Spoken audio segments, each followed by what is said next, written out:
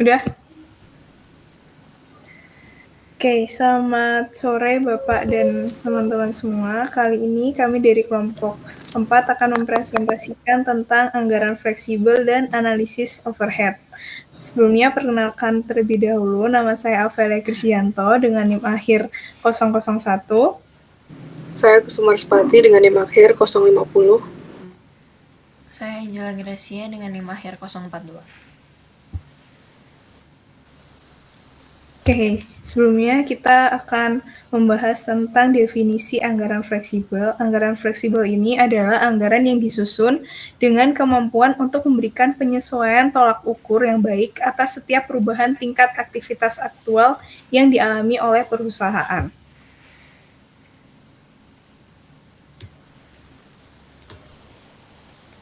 Lalu, anggaran fleksibel ini didasarkan pada pemahaman perilaku biaya. Seluruh biaya yang dimiliki suatu perusahaan itu dibagi ke dalam dua kelompok besar, yaitu yang pertama itu biaya variabel, yaitu biaya yang akan selalu berfluktuasi sejalan dengan perubahan tingkat aktivitas perusahaan, dan yang kedua, biaya tetap. Itu adalah biaya yang relatif tidak akan berubah, walaupun terjadi perubahan tingkat aktivitas dalam batas tertentu. Lalu selanjutnya anggaran produksi fleksibel.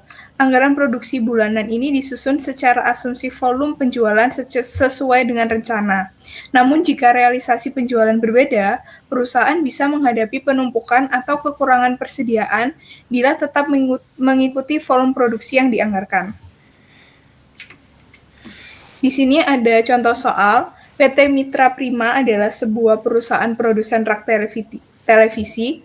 Kapasitas produksi yang dimiliki perusahaan adalah sebesar 12.000 unit per tahun. Untuk tahun 2019, perusahaan itu merencanakan menjual sebanyak 10.200 unit produk.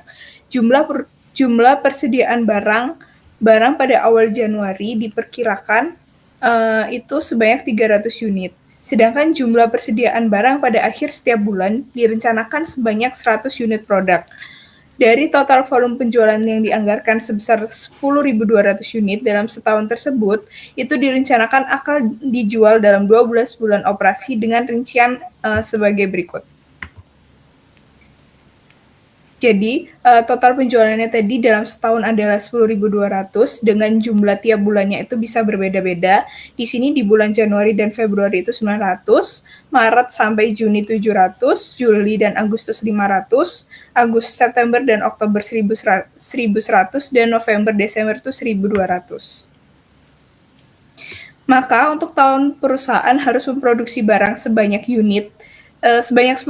unit itu berasal dari rumusnya tuh volume penjualan tadi 10.200 ditambah dengan volume persediaan akhir tahun. Tadi volume persediaan akhir itu selalu sama 100, jadi 100, lalu dikurangi dengan volume persediaan awal tahun itu 300, jadi volume produksi 2019 itu 10.000.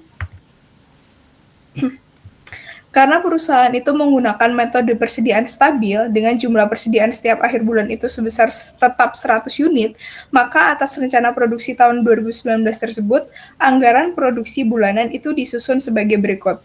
Jadi di bulan Januari itu volume penjualannya 900, akhirnya 100, maka persediaan yang siap dijual itu volume penjualan ditambah persediaan akhir, jadi yang siap dijual adalah 100 dengan persediaan awalnya 300 karena tadi di akhir persediaan akhirnya adalah 300. Lalu untuk bulan Februari penjualan 900, persediaan akhir 100, jadi yang siap dijual itu 900 ditambah 100 jadi 1.000. Sedangkan untuk persediaan awal itu adalah persediaan akhir dari bulan Januari. Jadi setiap persediaan awal itu adalah persediaan akhir dari bulan sebelumnya. Lalu di sini kita ada contoh soal tentang anggaran produksi bulanan fleksibel. Jadi kalau tadi anggarannya penjualan 900 dan volume persediaan akhir bulan itu 100, maka volume persediaan yang siap dijual itu 1.000, dan volume persediaan awal bulan 1.000, dan volume produksi bulanan itu 700. Sedangkan realisasinya itu volume penjualan hanya 625. Jadi itu akan mempengaruhi volume persediaan akhir bulan karena tidak sesuai dengan yang sudah dianggarkan. Jadi kita bisa mencari realisasi untuk volume persediaan akhir bulan itu dengan rumusnya sebagai berikut.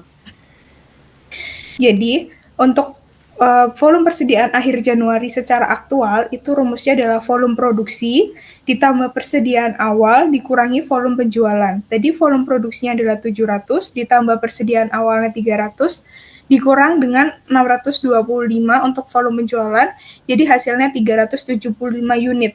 Jadi di sini adalah 375. Dan untuk bulan Februari itu kita masukin rumusnya, volume produksinya 900, persediaan awalnya 375 dikurangi volume penjualan 725. Jadi totalnya adalah 550 unit untuk di bulan Februari.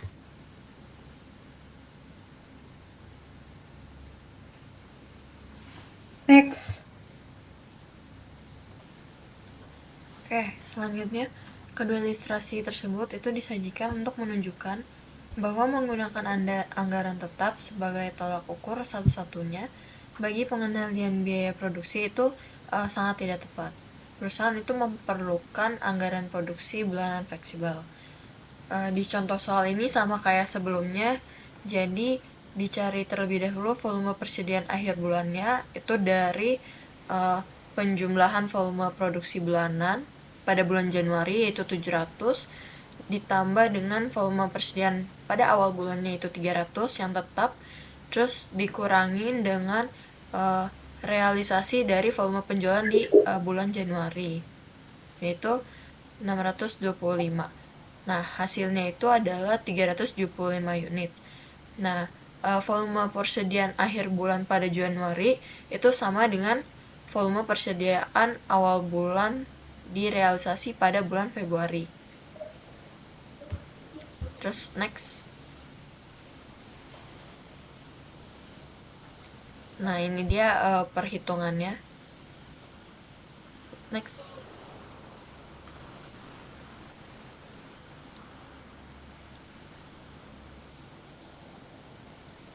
Oke, kalau contoh soal yang ini, itu terdapat data bahwa realisasi volume penjualannya di bulan Januari itu lebih besar daripada yang dianggarkan. Jadinya volume penjualan pada bulan Januari itu 900, tetapi realisasinya 980. Ini sama halnya kita hitung terlebih dahulu volume persediaan pada akhir bulannya di bulan Januari, yaitu volume produksi ditambah persediaan awal dikurangin volume penjualan, yaitu 700 tambah 300 dikurangin 980, ketemu hasilnya 20 unit. Sama juga seperti yang contoh sebelumnya, kalau volume persediaan akhir bulan itu sama dengan volume persediaan awal bulan pada bulan Februari. Jadi di yang tabel kosong sebelah paling kanan itu 990 volume penjualanannya, volume persediaan akhir bulannya itu 900, yaitu volume produksi bulanan Februari, ditambah 20 unit dari hasil perhitungan tadi, dikurang dengan 990 dari volume penjualan realisasinya. Jadinya kolom kedua itu totalnya minus 70 unit, terus di bawahnya lagi volume persediaan siap dijualnya itu 920 unit, terus di bawahnya lagi itu 20 unit, dan yang terakhir itu di bawahnya 900 unit. Next. Oke, anggaran biaya produksi fleksibel itu dari anggaran biaya produksi itu harus disusun setelah perusahaan menyusun anggaran produksi terlebih dahulu. Sedangkan anggaran produksi itu disusun setelah perusahaan terlebih dahulu menyusun anggaran penjualan. Nah, karena itu anggaran biaya produksi sangat dipengaruhi oleh anggaran penjualan. Jika kemampuan perusahaan merealisasikan target penjualannya itu berbeda dengan jumlah yang telah disusun di dalam anggaran penjualan, maka anggaran biaya produksi yang telah disusun itu tidak relevan lagi untuk digunakan sebagai alat pengendalian biaya bagi perusahaan. Karena itu, perusahaan perlu membuat anggaran biaya produksi yang disusun berdasarkan dengan tingkat aktivitas produksi.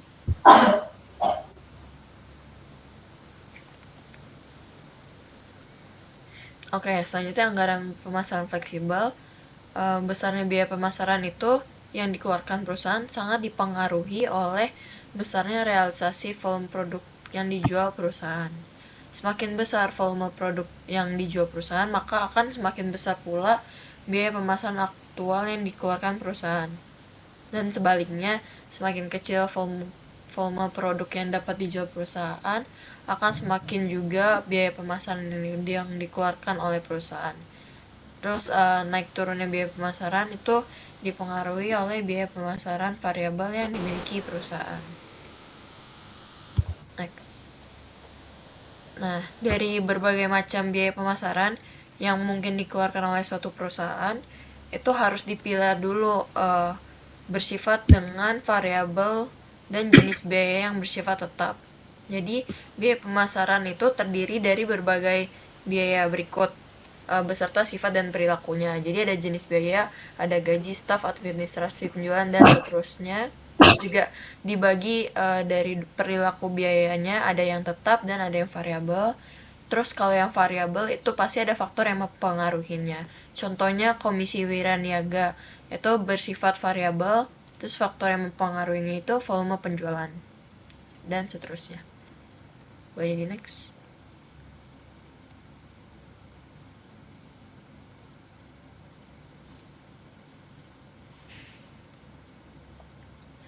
Oh ya, sebelumnya itu dari yang daftar di atas daftar yang sebelumnya, boleh tolong di slide sebelumnya. Nah, itu terlihat bahwa biaya pemasaran itu terdiri atas biaya tetap variabel kan. Terus tidak semua biaya pemasaran dipengaruhi besarnya volume penjualan, tetapi berkaitan dengan penyusunan anggaran pemasaran fleksibel. Perusahaan itu harus bisa memilah dengan jenis kelompok biaya pemasaran tetap dan kelompok biaya pemasaran variabel yang dipengaruhi oleh volume penjualan. Biaya pemasaran yang tidak dipengaruhi secara langsung oleh volume penjualan produk itu lebih baik dikelompokkan ke dalam kelompok biaya tetap. Hal itu dilakukan untuk menentukan tarif biaya pemasaran variabel per unit produk. Boleh di next.